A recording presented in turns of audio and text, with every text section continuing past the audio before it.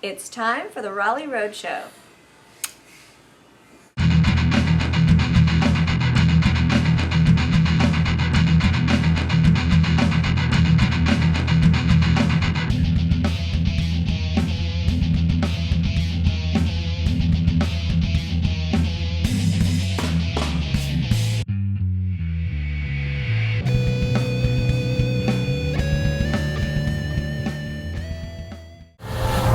Hey everybody, back here at the Raleigh Roadshow. We're trying to wrap up this whole sort of ghost hunting episode here. I have a nice new friend with me, and she's going to talk to you about some of the things we're doing out here today, tell you about herself and some of the things she does here in the area, to include but not exclusive to ghost hunting. So I'll turn it over to her right now.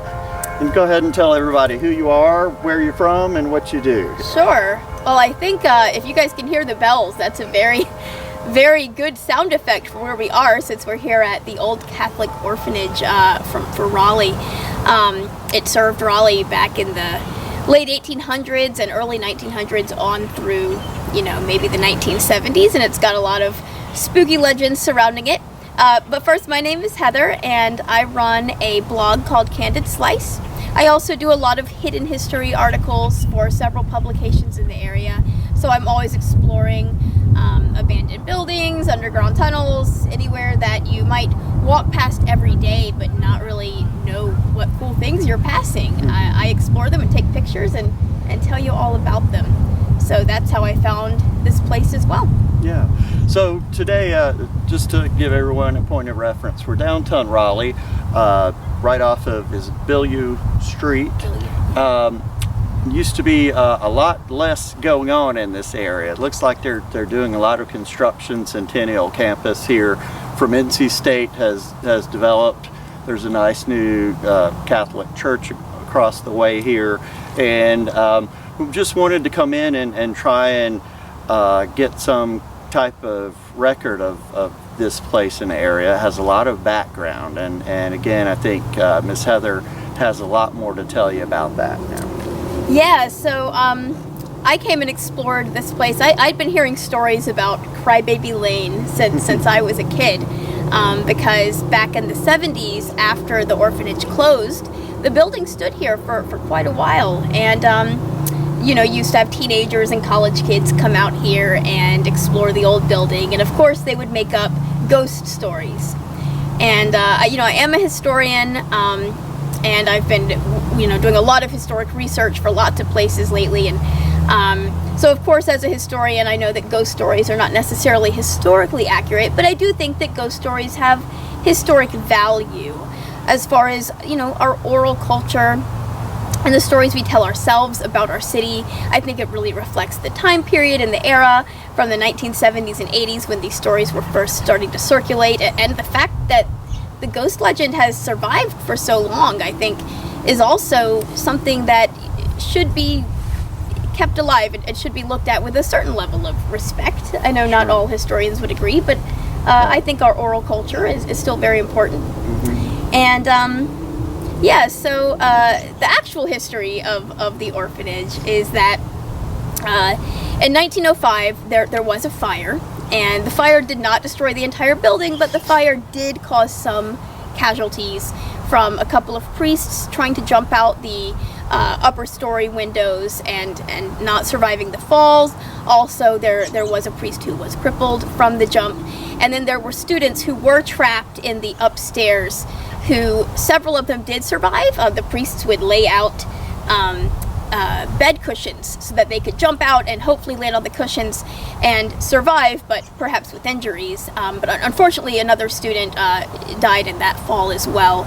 And I think that the legend of Crybaby Lane probably comes from merging the stories of the three fires that the orphanage had suffered throughout its years.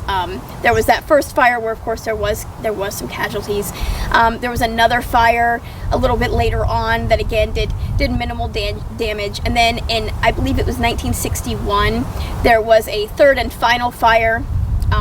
As far as I can tell, nobody died in the fire, but it did burn down the entire rectory, which is where the priests would have lived.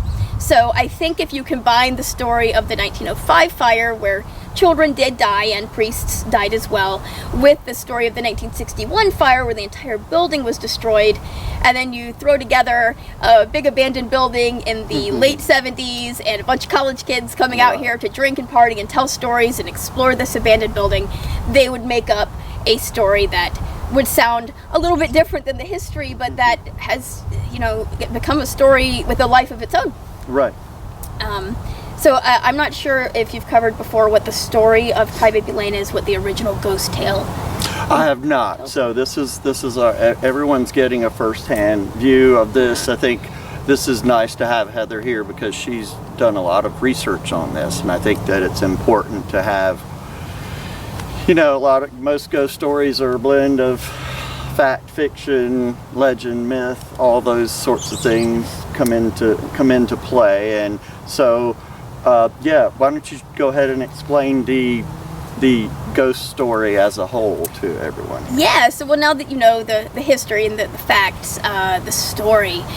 The story is a very eerie story, and I think it's one of Raleigh's major ghost stories, and another big reason that I think the story has value is that it does add some flavor and some excitement to our city, gives, kids something to be excited about and talk about, and I think there is a lot of value in that. So the story, as I was told it, and I'm sure everyone's heard a different version, but the story as I was told it is that back in the 70s, a lot of college kids and students, like I said, they came out here, and my dad and mom were among those students, as well as a few other people that I have reached out to me and told me their stories. And the legend that was circulating during the time, and I'm sure built on itself, was that the fire in the 60s, the late fire, is the one where people died, and that many children died in the fire and were trapped in their rooms and couldn't escape, and they died screaming and these horrible deaths, and that their spirits are still haunting this land, which, if you look around, this land does look kind of eerie, so you can see how people would want to apply a ghost story to it, especially when there's an abandoned building standing here. And so the legend then is that, especially if you lived on Bellevue Street, you could hear screams at night. You would hear screams of children coming from this dark, vacant lot, or especially when the building was here, you can imagine hearing screams from that abandoned building sitting out there ominously in this big, dark field with these huge oaks stretching out. And so you could hear the screams, and then they also said that you could smell burning, and you could smell the word is escaping me, but you could smell the burning and the cinder. That's it, the cinder and the smoke. You could smell it, and you could hear the screams. And then more stories started up, which these are not ones I was told as a child, but that have started circulating as well, as people have added to the story, that there's a gatekeeper who stood on Crybaby Lane. Now, Crybaby Lane, if you're wondering where the name comes from, Bellevue, up until pretty recently, used to end, and then this big campus was through a little bit of woods. You had to stop and walk through the woods to get to the orphanage building. So that little walkway through the woods was considered Crybaby Lane. And then as you crossed through it, you could hear the screaming and smell the smoke. And the news story was that there was then a shadow figure that stood on Crybaby Lane, and you'd have to walk past him as you came through. So all kinds of fun stories. And then I wanted to explore it. On my 30th birthday, I decided, let's go do a big ghost hunt. So we came out here, and my dad had been telling me about this story for years. Even my mom, who's not a big ghost person, she told me she remembered when she was here, she would have been a teenager, and she remembered when they were exploring the building, she saw a lady holding a baby in a window, again at like 3 in the morning. So they always would tell me that story about seeing the ghost of a nun cradling a baby and how spooky that was. So I wanted to find it.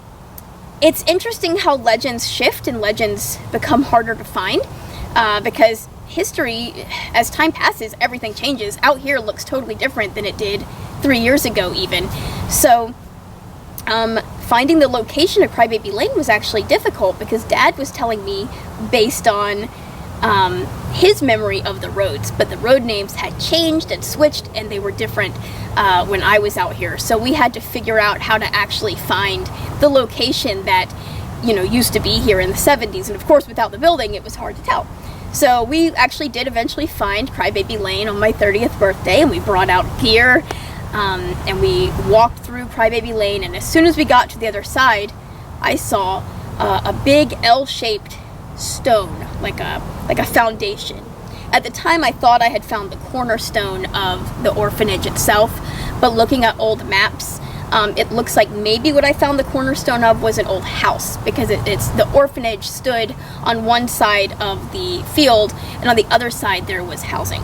So it's more likely that I found the cornerstone of a house. But there's a lot out here. If you look around, there's old walkways that are built that go to nowhere, and they're totally overgrown. You know, you can see remnants of what used to stand out here. You can see, like I said, old streets. You can see sidewalks that now go nowhere, but that clearly used to be sidewalks between buildings.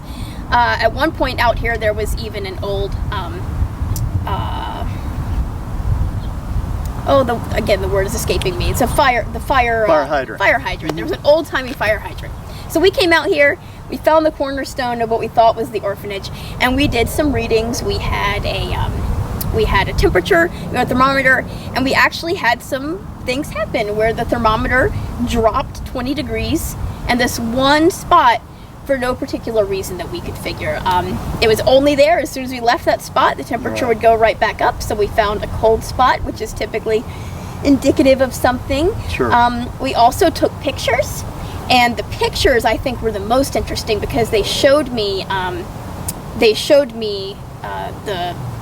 orbs, right? So, you know, you take a photo and you look for a spirit in it. We saw orbs everywhere. And I took a picture in the dark in an empty field. There was no source of light or light pollution to cause those orbs. But the picture I put up on my website, it's just full of orbs, and you could imagine that all of those orbs might be spirits that are wandering through the field here. So yeah, that's the long and short of it. The long and skinny of the story. Well, that's, you know, again, like we said before, it's nice to have some type of ghost story to sort of stir the pot, so to speak, in the city. I mean, you know, we're as the city grows and everything's technology and this and that, it's nice to be drawn into a story that takes you back, you know, even over a century, if you really look at the whole history of this area here and how this sort of ghost story came about. But yeah, and it even connected me with my parents, stuff that they were doing 30 years ago I was doing, and turns out even my great-grandfather came to school at the Catholic orphanage. So even though those stories may not be 100% true, they're based on something, and they still connect us to our history and to people that we used to, that our ancestors that used to be here. Right. Most civilization, I mean, even most supernatural stories, vampires, all those have some basis in fact and stories, but then of course over the centuries and years that things happen, that things get piled on, and so you don't know the truth from fact. So I'm glad that we had you out here today to tell everyone exactly what happened in this area and how, you know, again, I had read recently where this area is looking like it's going to be turned into a greenway area or something like that. So the unfortunate thing is this may not be here too much longer. So if you're watching out there and have an interest in coming out, I think that this is the time to do it, because again, once this is all cleared out and things are made new, and you know, it just won't have this flair anymore. So it's nice that we've been able to come out here and document this. Possibly one of the last times that anyone will be out here to get a true feel of what the feeling is and what the environment and how it feels out here. But I think we're going to move into next actually doing some ghost hunting here. We're going to have some toys and some things that you brought and see if we can get some type of reaction from anything that might be out here. Hopefully we will. I know on the last video didn't get a whole lot, any smoking gun or anything to prove the afterlife, but I think that maybe today we'll be a little luckier. Again, at the last visit, had a few strange and odd things happen, so that's always fun to tell, and I'll be talking about that over some of the video that we have of the last hunt. But again, wonderful to have Miss Heather here. Maybe doing some more things in the future with your, exploring the city, some of those hidden mysteries and things of Raleigh and or the area here. So look forward to that as well. But stay tuned, and we're going to do a little ghost hunting here, everyone. Thanks. Cool.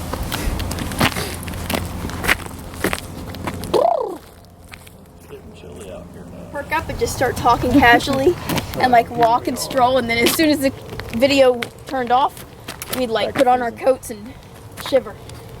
I mean, we just do that until This area here that we're looking at, just to give the viewers a little sense of where this area is, what it looks like.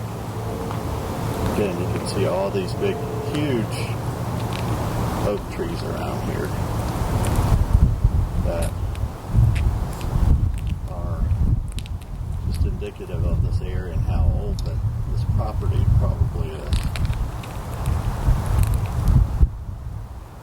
You don't hardly ever see huge oak trees in the city like this. Everyone wants to cut them down and make way for progress. So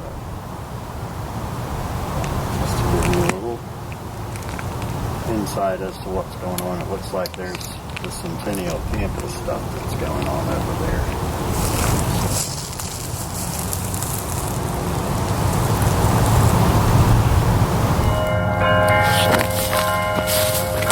So we've got the church bells going on. It's getting pretty dark and spooky out here. I've got 2 cameras going in 2 directions. I'll probably move it around a little bit.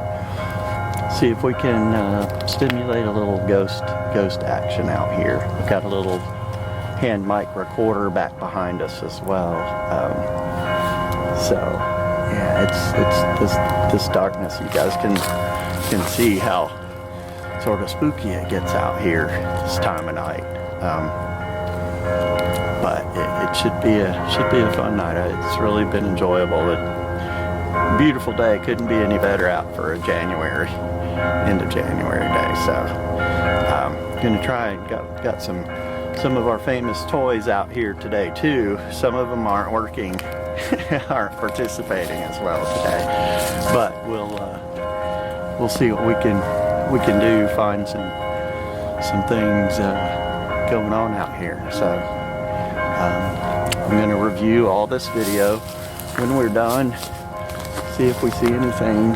So of course we're going to be listening out here. They say that you can hear cries or whatever. We did smell a little burning going on a few minutes ago. Heather. Like, oh yeah. we there's something. I mean, of course, there's probably somebody doing a fire or something out there. But. Well, I'll tell you, when I was walking along down the pathway there, doing some photos, and it kept getting darker. Oh, I can we tell them? Yeah. Yeah, okay. Where's our camera here? Yeah, you can just look in. I think that light behind us should be okay. Well, so a few minutes ago, I was walking over yonder down the pathway, down one of these old roads that doesn't really go anywhere anymore, trying to get some pictures and just see what I could find, any remnants of the old buildings. And I was live streaming, and you can actually hear me in the live stream. I keep stopping and turning to look because I thought that they were calling for me to come back because we were going to film again. And so I'll stop and I'll listen, and then I would realize, no, they're not calling. And so I would keep filming and keep walking, and then I heard it again. And I thought maybe they were calling for me. And it happened 3 times. So I started heading back. But when I got back, no, they had not been calling for me at all. So it's very interesting. I was out there just walking along, and it was getting a little bit creepier, you know, walking by yourself down a pathway through the woods with these old oak trees, and it's very shadowy, and you had the bells going. And yeah, I kept hearing someone going, oh, oh, and I thought maybe it was them saying, Heather, Heather, from far away. But it turns out, no, they weren't calling for me, so I don't know what I was hearing. Oh, well, another unexplained phenomenon, right? Yeah. Oh, can I tell them about the graveyard that's out there? Yeah, sure. Let's see if I can get a little, back up just a little more. There you go. Yeah. Okay. Go ahead. So I did want to tell you guys that there was something I'd forgotten to mention before, but while I was wandering around, I remembered that there actually is a graveyard out here. And the graveyard, historically, actually held, one of the bodies that it held was the body of the teenage boy who had died in the fire in 1905, and he had jumped and then not survived the jump. So his body was actually buried out here on this property. It's where they buried all of the orphans. And that graveyard, back in the 80s, I believe, was sort of built over. It's not there anymore. The headstones used to be standing there. There's a whole story in the News and Observer about the dean used to walk through the graveyard and admire the stones and think about the orphans that used to live here. And the graveyard is no longer there, and the location of the bodies is unknown. We don't know if the bodies are still under the graveyards, under that dirt where they used to be. The headstones are no longer there.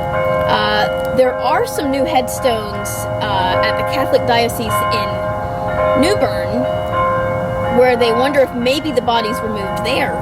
But all of those headstones and bodies are unnamed. So I would say if there was anywhere out here that would have a little bit of activity, it might not be the place where the abandoned building once stood. I would think it might be the abandoned graveyard that's no longer marked. So if you're looking for some spookiness, definitely check out the area here with all the trees and the remnants of the buildings, but I would maybe go look for the abandoned graveyard as well and see if you can sense anything there. I've heard that it's at the intersection of, I might have to look it up actually, guys. Let me get it for you, because I looked it up myself a minute ago. Yes, okay, so that graveyard would be at the intersection of Main Campus Drive and Partners Way. So that is where the abandoned graveyard once stood. Again, it's not there anymore.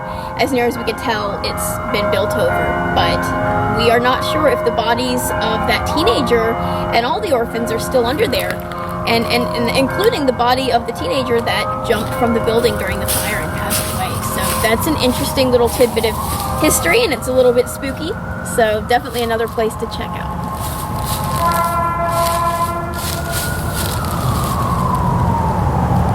I see Randy is over there taking pictures to see if we can find some orbs. I might do the same.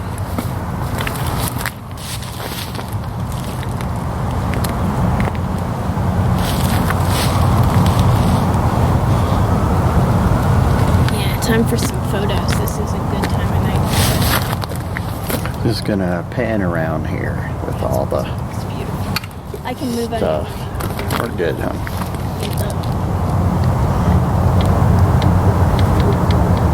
This is a really scenic part of Raleigh here. I mean, we don't get to enjoy it as much as we probably should.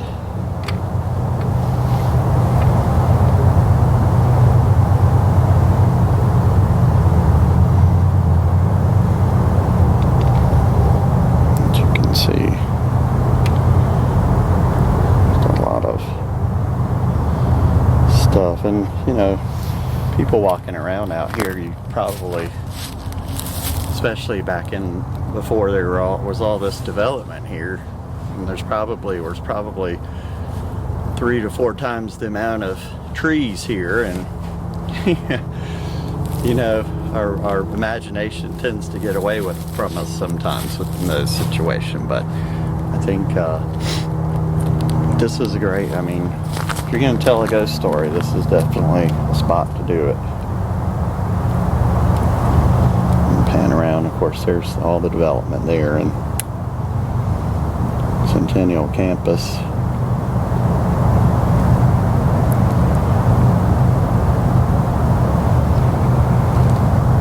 All the oaks here.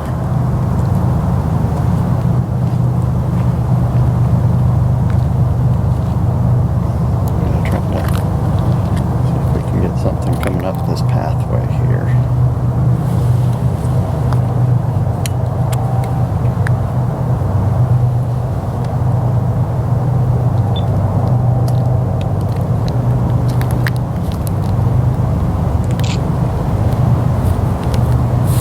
Hey, that looks scary. You saw that red underneath it? We could also do some recording and asking anybody hears it. Yeah, I've been doing a little bit of that. It's tough to take pictures out here right now because we were out here before. So what a great experience this has been. I just really enjoyed this whole paranormal experience. You know, ghost hunting is almost similar to fishing for any of those aficionados out there. You know, a lot of times you don't catch anything. You know, it's just the experience with your friends and going out and getting out in the fresh, clean air, that sort of thing. But it's when you least expect it that things happen. I've had a few experiences in my life, and if anyone ever wants to know, just let me know. But thanks for watching the Raleigh Roadshow, everyone.